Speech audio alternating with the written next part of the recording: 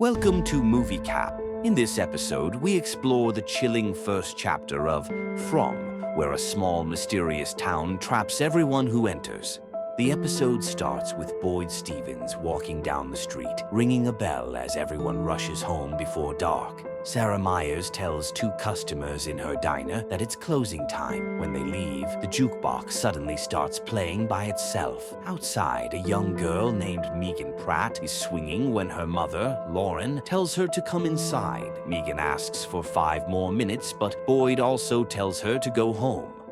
Kenny plays chess with his father, Bing Qian Liu, but gets angry and knocks the pieces down. Gina arrives and Bing is taken to the basement. Kenny talks with Christy outside, saying his mom still believes his dad will get better. When Kenny leaves, Christy checks something hanging near the door. Boyd watches people gather at a distant house. Kenny joins him and says it's all clear, so Boyd sends him home. Boyd stops by the post office where a sign says it's been 96 days without incident. Meanwhile, a man named Tom tries to wake up Frank Pratt, saying Lauren will kill him if he doesn't go home.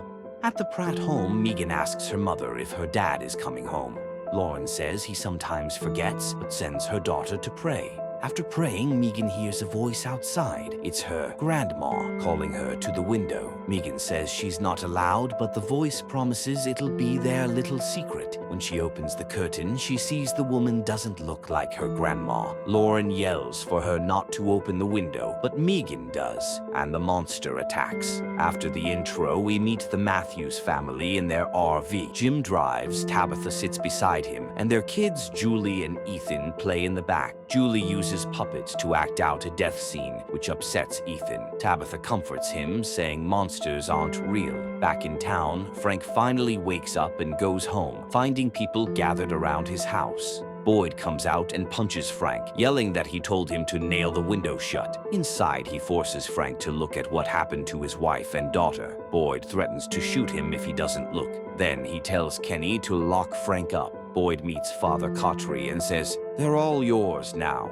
When Cotry leaves, Boyd finds a broken ornament on the ground. Meanwhile, the Matthews family drives through the woods. Jim and Tabitha talk about the old days when things were better. Suddenly, they see a tree blocking the road. Jim says they'll have to turn around. Ethan climbs the tree while Jim steadies him, but then a flock of crows appears above them, circling in the sky. They decide to leave fast. Boyd visits Donna, who reminds him of their deal that he wouldn't come there anymore. He says he wants to see his son, Ellis. Inside, Ellis is sketching his girlfriend, Fatima. After Boyd tells him about the deaths last night, he asks Ellis to attend the service. Ellis refuses, saying he's busy. The Matthews family keeps driving but loses phone signal. They pass through Boyd's strange little town where every car has flat tires. They stop near a funeral. Father Cotry is praying for Lauren and Megan. Boyd tells the locals to leave the newcomers alone, but Jim approaches and asks for directions. Boyd tells him to drive straight up the hill to reach the highway. Jim drives on, but they somehow end up right back in the same town.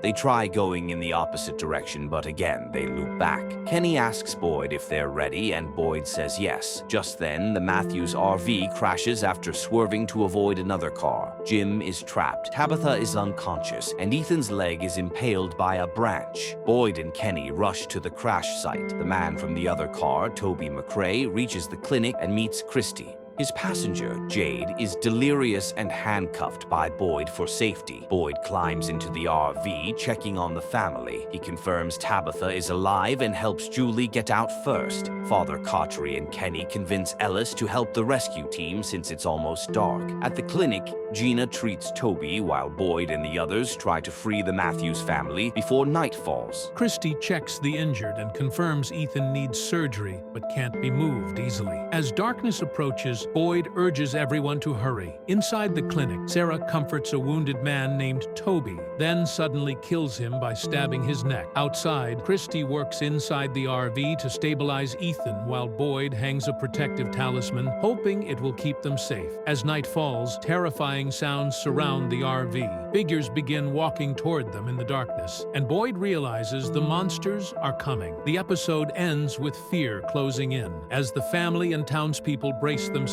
for what comes next.